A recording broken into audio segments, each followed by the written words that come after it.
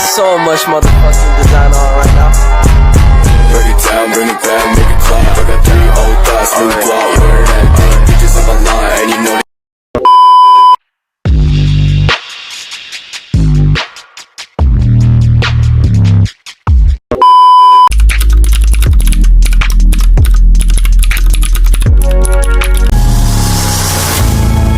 menjelaskan tentang siklus hidrologi atau biasa disebut dengan siklus air atau biasa juga disebut dengan siklus hidrologi adalah suatu siklus yang terjadi di lingkungan perairan. Di sini siklus ini akan terus berjalan dan tiada hentinya. Proses air dari atmosfer yang turun ke bumi dalam bentuk hujan atau salju kemudian akan kembali ke atmosfer secara berulang terus. Sederhana, proses siklus air akan melalui tahapan pertama, yaitu mengalami penguapan ke atmosfer, kemudian air dalam bentuk gas akan membentuk awan.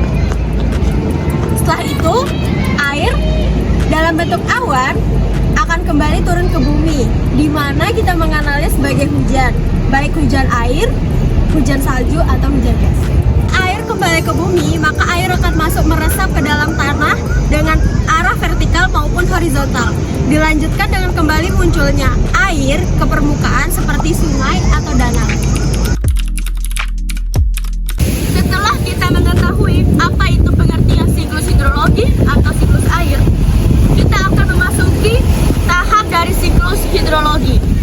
Siklus hidrologi terdiri dari 9 tahapan. Yang pertama itu tahapan evaporasi, yang dimana tahapan tersebut dimulai dengan proses penguapan. Penguapan adalah proses perubahan molekul cair menjadi molekul gas. Proses penguapan ini dibantu secara alami oleh sinar matahari.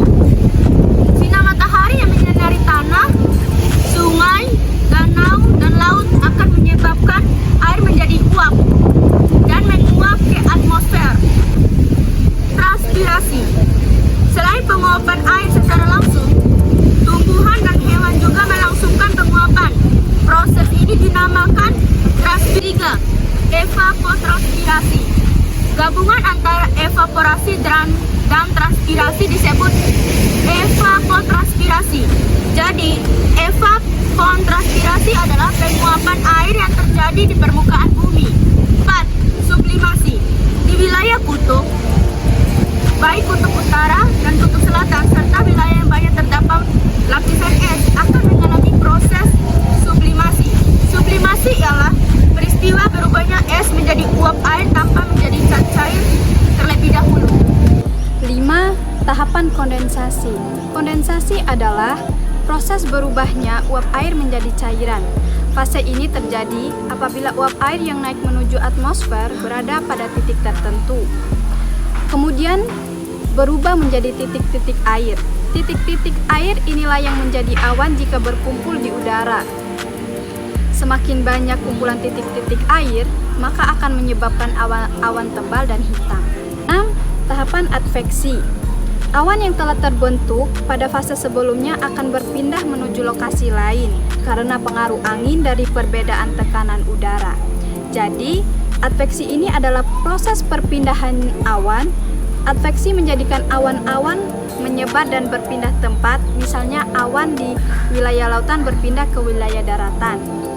7. Tahapan presipitasi.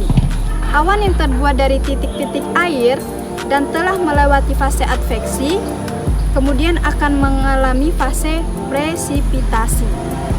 8. Tahapan runoff. Peristiwa hujan yang jatuh ke permukaan bumi dan terjadi di wilayah dataran tinggi, misalnya hujan di daerah hulu sungai. Yang terakhir, infiltrasi. Air hujan yang jatuh ke permukaan bumi tidak seluruhnya langsung menuju ke danau, sungai, dan lautan. Setelah kita mengetahui tahapan-tahapan dari siklus hidrologi atau siklus air, di sini saya akan menjelaskan pula macam-macam dari daur air. Siklus air dibagi menjadi 3 macam. Yang pertama yaitu siklus hidrologi pendek. Pada siklus air pendek, fase adveksi tidak akan dilalui. Molekul cairan yang telah berubah menjadi uap akan langsung turun menjadi hujan di wilayah laut. Dapat dikatakan siklus hidrologi pendek ini dikarenakan air laut yang menguap karena terkena dari sinar matahari. Yang kedua yaitu siklus hidrologi sedang. Siklus air sedang atau siklus hidrologi sedang adalah siklus yang umumnya terjadi di wilayah Indonesia. Tidak seperti pada siklus hidrologi pendek. Pada siklus hidrologi sedang ini, tahap adveksi akan tetap dilalui. Siklus ini akan menyebabkan turunnya hujan di daratan dan air hujan tersebut akan kembali ke badan air. Nah, yaitu siklus hidrologi panjang. Selain terdapat siklus hidrologi pendek dan siklus hidrologi sedang, terdapat juga siklus hidrologi panjang. Siklus hidrologi panjang ini biasanya terjadi di wilayah pegunungan dan wilayah dengan iklim subtropis. Ciri dari siklus hidrologi panjang ini adalah peristiwa awan yang tidak langsung turun menjadi hujan. Siklus ini diawali dengan fase evaporasi atau penguapan yang terjadi di lautan, di mana air berubah menjadi molekul-molekul gas. Selain itu, akan melewati tahap sublimasi juga. Pembentukan awan yang mengandung kristal air akan terjadi. Kemudian dilanjutkan dengan tahap adveksi, di mana awan akan berpindah titik.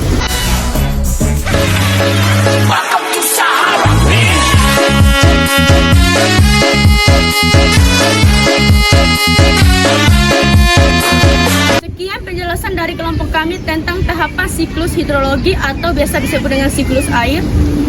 Bila ada kekurangan mohon dimaklumi. Wassalamualaikum warahmatullahi wabarakatuh.